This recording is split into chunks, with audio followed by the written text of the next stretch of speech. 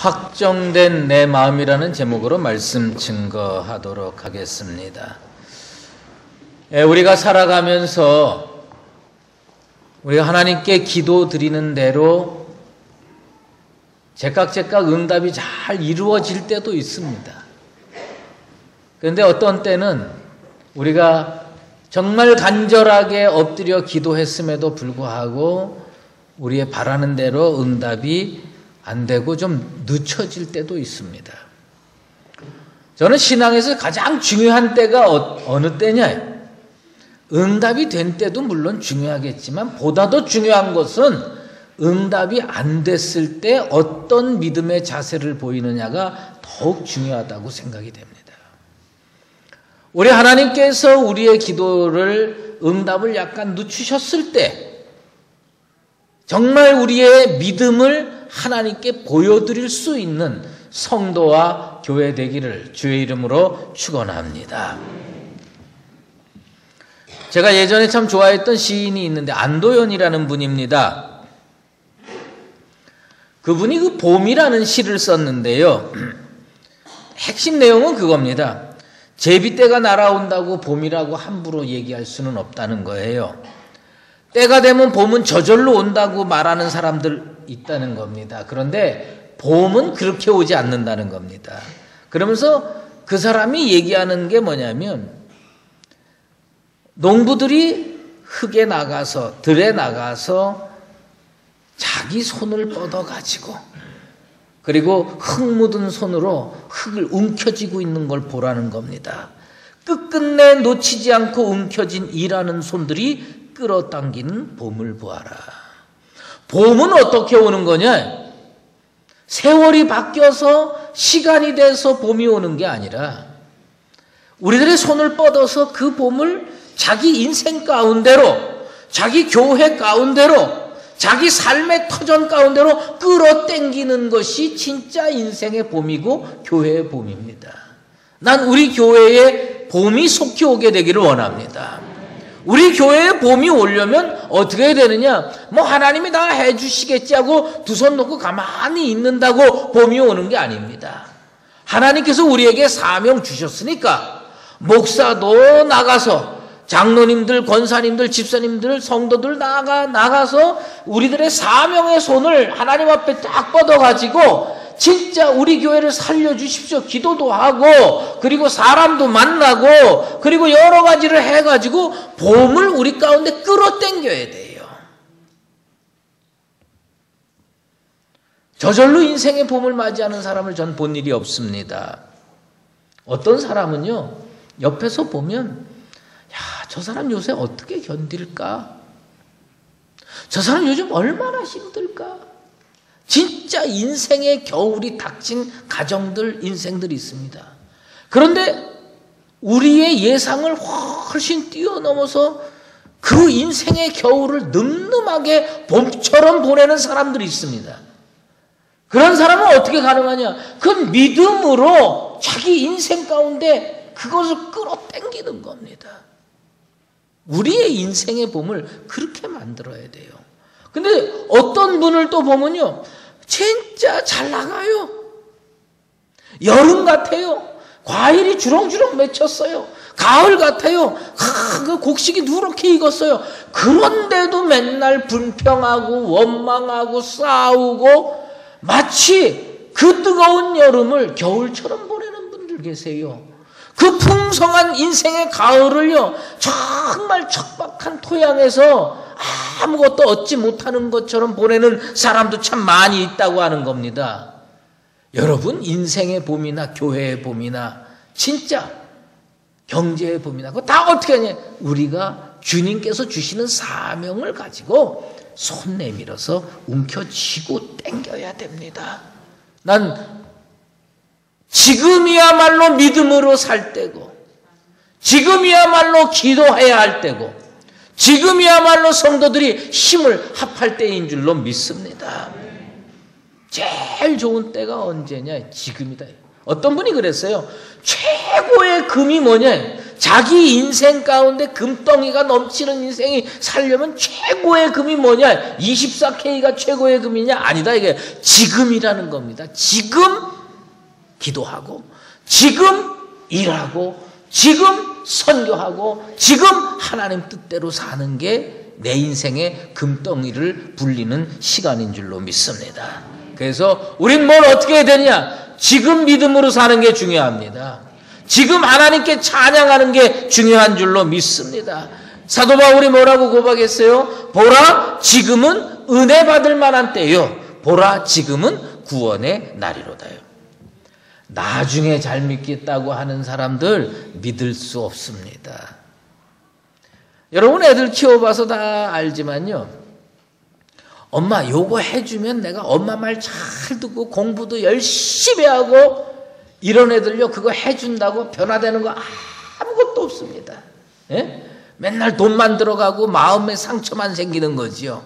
그런데 어떤 애는요 구태여 그거 해줄 필요도 없는데 열심히 살아요. 그러면 그냥 엄마가 그저 고맙고 감사해서 뭘 해주잖아요. 그러면 그걸 가지고 더 열심히 살아요. 언제 제대로 살아야 되느냐? 지금 제대로 살아야 돼요. 난 우리 강북제일교회 성도들이 지금 예수 잘 믿게 되기를 축원합니다. 예. 오늘 이 시편 57편에는요 성경에서 딱 한 번 나오는 이 뭐라 그러죠? 표제어가 있습니다. 그게 뭐냐면 알다셋이라고 하는 말입니다. 우리 이 히브리어고 이게 좀 방언이지만 우리 한번 따라해 보십시다. 알다셋. 알다셋이라는 말이 무슨 뜻이냐요? 이 알다셋이라는 말은 말이죠. 제 인생이 지금 끝장나고 있지요. 제 인생이 지금 멸망하고 있지요. 하나님께 절규하는 겁니다. 멸하지 말아 주십시오. 내 인생을 내팽개치지 말아 주십시오. 내 인생을 멸망의 자리에 놔두지 말아 주십시오. 그게 알다셋이에요. 우리는 다윗이 왕으로 지냈고, 다윗이 백향목으로 만든 궁에서 재미있게 편안하게 잘 지냈을 거라고 생각하지만, 다윗은요 사무엘 선지자한테 안수를 받았어요. 기름 부음을 받았습니다. 하나님께서 널 왕으로 세울 것이다. 그거 받고 나서부터 곤고의 인생이 시작됩니다. 그거 받고 나서요 험난한 인생이 시작됐습니다. 그 전에는요 별 문제 없이 잘 살았어요. 근데 그거 받고 나서부터 너무 곤핍하고 어렵고 힘든 인생으로 살았어요. 그런데 이 시편 57편 쓸 때 가장 힘들었습니다. 언제냐? 사울 왕이 죽이려고 3,000명 군대를 파송했어요. 참 이스라엘이 먹고 살기 힘들고 맨날 블레셋에 침공받아가지고 어렵고 힘든데 왕이라는 사람이 정신 못 차리고 뭐냐면 군대 3,000명을 보내는 겁니다. 뭐 하자고? 나라 지키자고? 아니에요. 자기 정적 하나 죽이겠다고 3,000명을 투입을 하는 겁니다. 얼마나 힘들었겠어요. 매일 쫓겨다니는 삶, 진짜 두 다리 뻗고 잠을 자본 적이 없는 인생 10년이 넘게 그렇게 살았습니다. 얼마나 힘들었겠습니까? 그때 다윗은 어떻게 했냐? 하나님이 살아계시다면 이런 일이 제게 있을 수 있습니까? 하나님께서 저를 사랑하신다면 이런 곤핍하고 어렵고 힘든 일을 어떻게 허락하십니까? 이렇게 따지지 않고 무엇을 생각했느냐 하면 하나님을 찬양하기로 작정을 하고 하나님을 더 잘 믿기로 작정을 합니다. 어려운 일 있을 때에 우리 내면 속에 불안이 있습니다. 미래가 보장이 안 되는 상황 속에서 얼마나 힘들겠습니까? 이런 실존적 불안이 다윗에게 있었어요.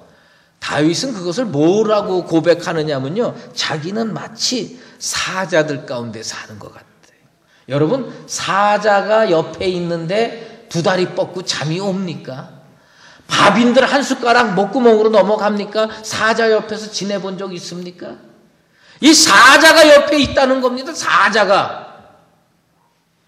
저는요, 사자는 아니어도요, 그거만큼 무서운 경우를 한번 경험한 적이 있어요.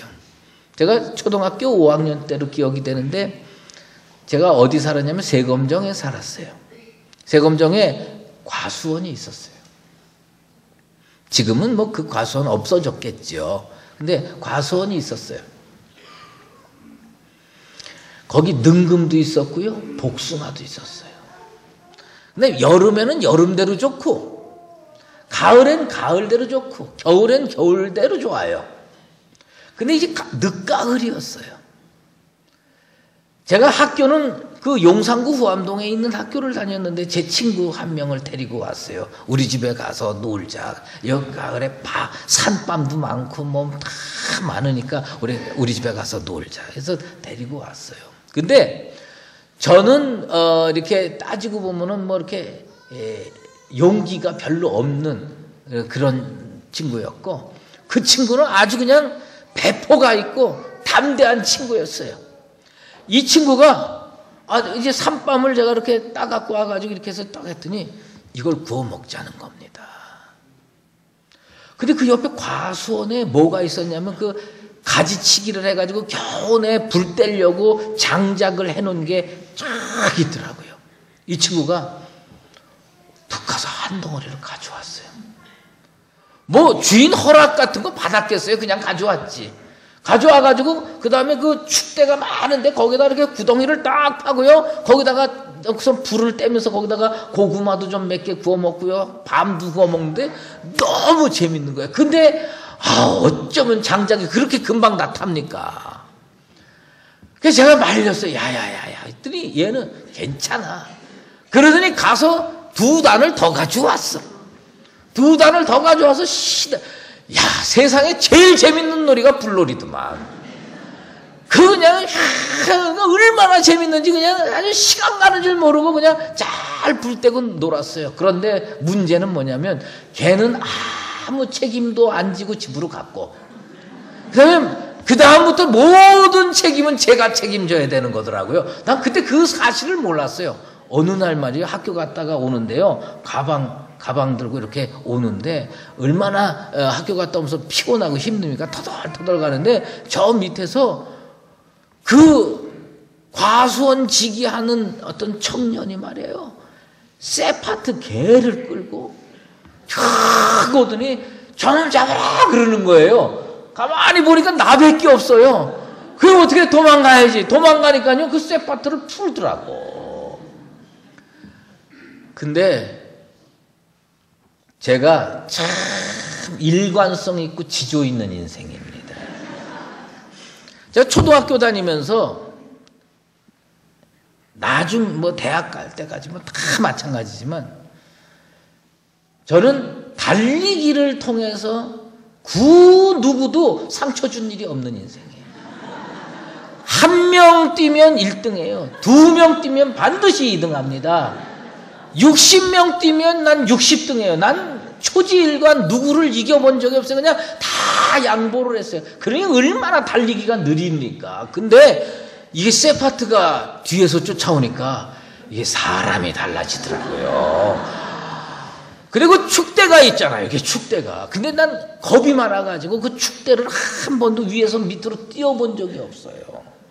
근데 세파트가 뒤쫓아오니까 이게 높낮이에 대한 개념을 잃어버리고요. 그냥 붕붕 날아다니는 거예요. 쫙 붕붕. 근데 저같이 잘 뛰는 사람을 내가 영화에서 한번 봤어.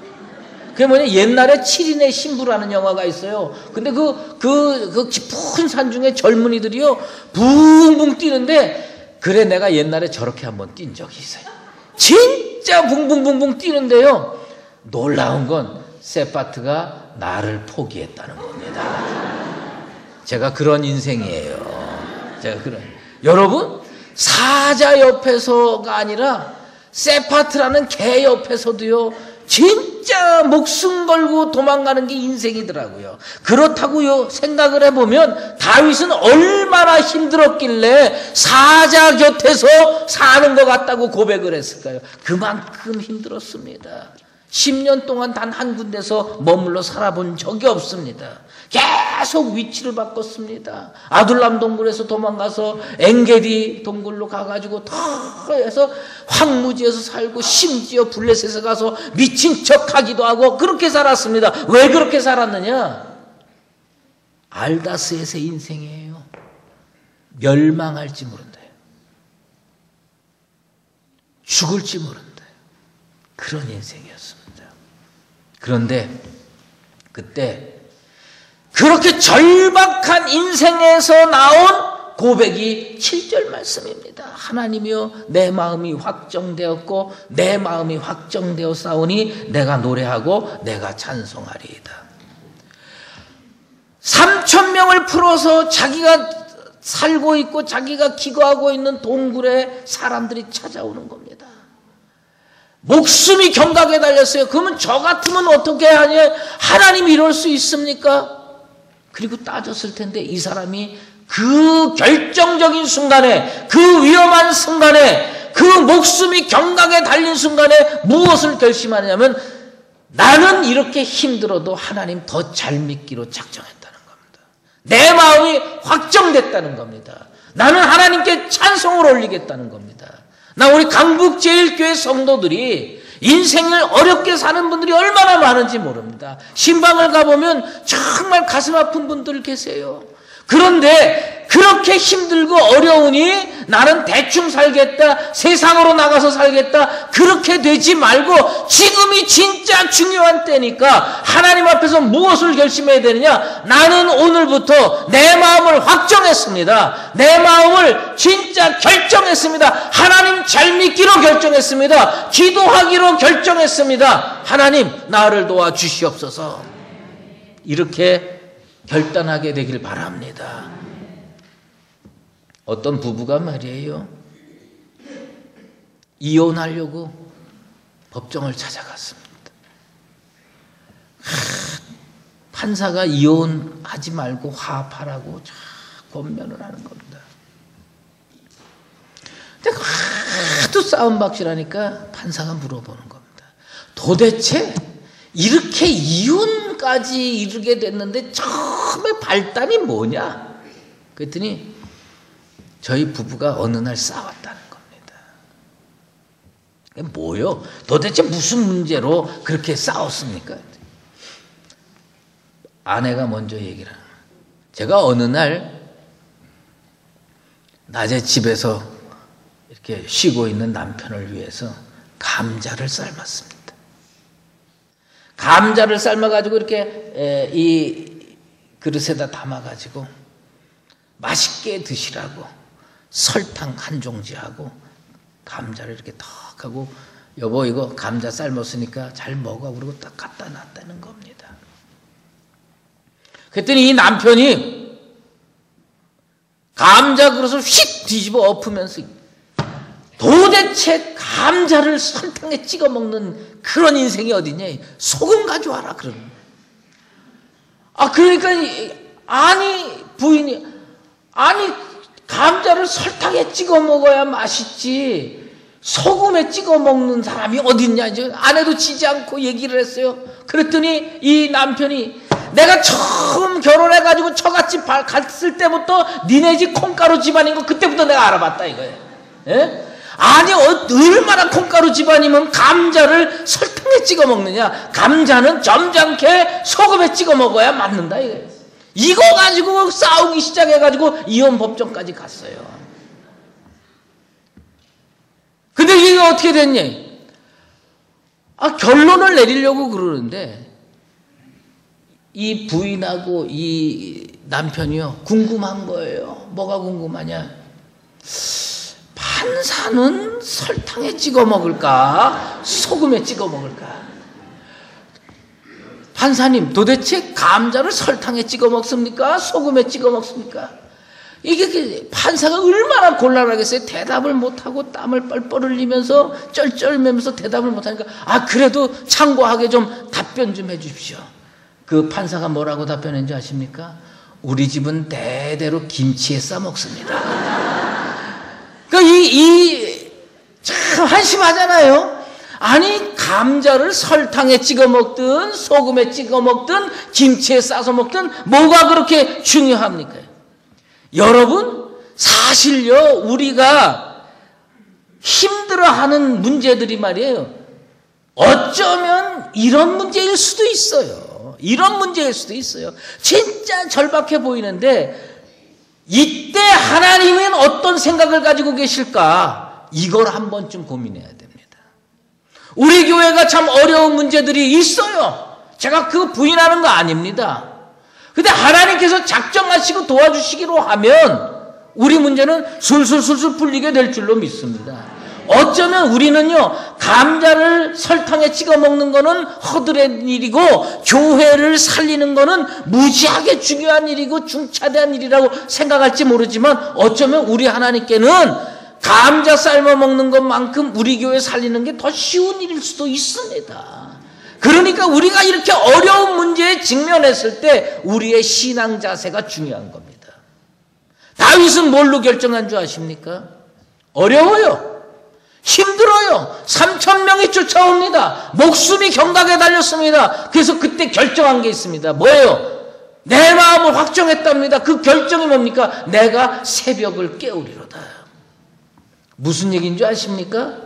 하나님, 제가 지금까지 한 기도가 모자랍니까? 얼마나 간절하게 기도했겠어요?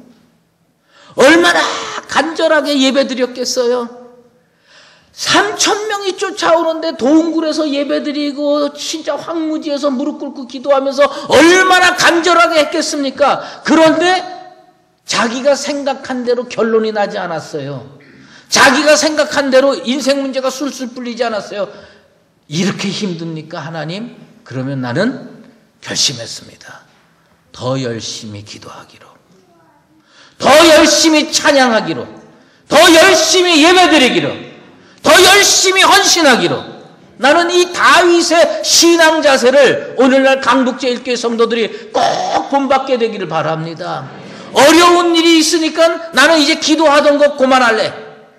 힘든 일이 있으니까 나는 이제 봉사하던 거 그만할래. 진짜 하나님이 살아계셔서 응답해 주셔야 되는데 응답 안 하셨으니까 나는 이제부터 대충대충 살래. 그러니까 문제가 해결 안 되는 겁니다.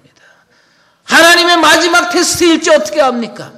하나님의 마지막 테스트일 때 이거 견디고 이겨내면 하나님이 큰 축복 주려고 준비하는지 어떻게 합니까? 이때 기도해야 합니다. 이때 제대로 헌신해야 됩니다. 이때 제대로 예배드려야 할 줄로 믿습니다. 3,000명이 몰려와가지고 목숨이 경각에 달렸을 때 오직 하면 하나님 내 인생을 멸절하려고 하십니까? 알다스에서의 그 간절한 기도를 시로 쓰면서 그가 결심한 게 뭐냐면 나는 그러므로 기도 더하기로 작정했다. 사랑하는 강북제일교회 성도 여러분, 지금 기도 더 해야 됩니다. 지금 더 신실하게 예배 드려야 됩니다. 지금은 어떨 때냐? 하나님 앞에 내 인생 전부를 걸고 헌신하고 예배 드려서 우리 하나님께서 우리의 마지막 관문으로 생각하고 이 활짝 열어주는 걸 소망 중에 바라보면서 다윗과 같은 결단을 하는 나와 여러분 되시기를 바랍니다. 사랑하는 강북제일교회 성도 여러분, 조그만 일에 실망하지 맙시다. 좌절하지 맙시다.